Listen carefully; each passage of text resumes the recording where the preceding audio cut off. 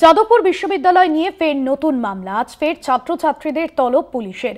ছাত্রছাত্রীদের হেনস্থার অভিযোগে মামলা। এক আইএসএফ সমর্থক ছাত্রের মঙ্গলবার ফের বিচারপতির দৃষ্টি আকর্ষণের নির্দেশ। যাদবপুর বিশ্ববিদ্যালয় নিয়ে মামলা এবং যাদবপুর বিশ্ববিদ্যালয়ে নিয়ে ফের নতুন মামলা। ছাত্রছাত্রীদের তলব পুলিশের। ছাত্রছাত্রীদের হেনস্থার অভিযোগে মামলা। এক আইএসএফ সমর্থক ছাত্রের মঙ্গলবার ফের বিচারপতির দৃষ্টি আকর্ষণের নির্দেশ। মঙ্গলবার ফের বিচারপতির দৃষ্টি আকর্ষণের নির্দেশ। ছাত্রছাত্রীদের হেনস্থার অভিযোগে মামলা। যাদবপুর বিশ্ববিদ্যালয় নিয়ে ফের নতুন মামলা। যাদবপুর বিশ্ববিদ্যালয় নিয়ে ফের নতুন মামলা। আজ ফের ছাত্রছাত্রীদের তলব পুলিশে। ছাত্রছাত্রীদের হেনস্থার অভিযোগে মামলা। এক আইএসএফ সমর্থক ছাত্রের মঙ্গলবার ফের বিচারপতির দৃষ্টি আকর্ষণের নির্দেশ।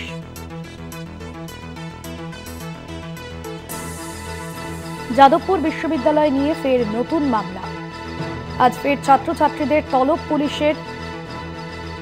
ছাত্রছাত্রীদের হেনস্থার অভিযোগে মামলা। এক আইএসএফ সমর্থক ছাত্রের।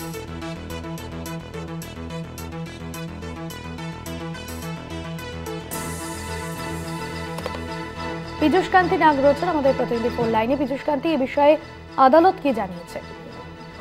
দেখো ভাস্করী, ফের নতুন মামলা কলকাতা হাইকোর্টে। যাদবপুর বিশ্ববিদ্যালয়ের ঘটনা নিয়ে মামলা দায়ের করছেন উদ্দীপন কুণ্ডু নামে এক ইস্তেফায় সমর্থিত ছাত্র। তার দাবি ৭ই মার্চের জিজ্ঞাসাবাদের জন্য তাদের যাদবপুর থানায় চিঠি পাঠানো হয়। তারা সেখানে হাজিরা দেন এবং সেই সময় তাদের কাছ থেকে মোবাইল চাওয়া হয়, কিন্তু তারা সেই মোবাইল দিতে আপত্তি করেন। তারপরে তাদের হেনস্থা করা হচ্ছে। সোমবার ফের তাদের তলব করা হয়েছে।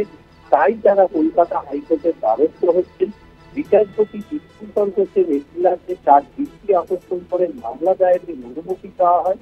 মামলা দায়েরের অনুমতি দিয়েছেন বিচারপতি দীপঙ্কর ঘোষ। পাশাপাশি দ্রুত শুনানির আবেদনের প্রেক্ষিতে বিচারপতি জানিয়েছেন যে আজকে মামলা দায়েরের পর আগামীকাল বিচারপতি দৃষ্টি আকর্ষণ করছে, তখনই বিচারপতি নির্ধারণ করবেন যে এই মামলার দ্রুত শুনানি গ্রহণ করা হবে কি হবে না, এবং যদি দ্রুত শুনানি গ্রহণ করা হয় তাহলে সেক্ষেত্রে কবে এবং কখন করা হবে সেই বিষয়ে সিদ্ধান্ত নেবেন বিচারপতি দীপঙ্কর ঘোষ। ধন্যবাদ পীযূষ কান্তি।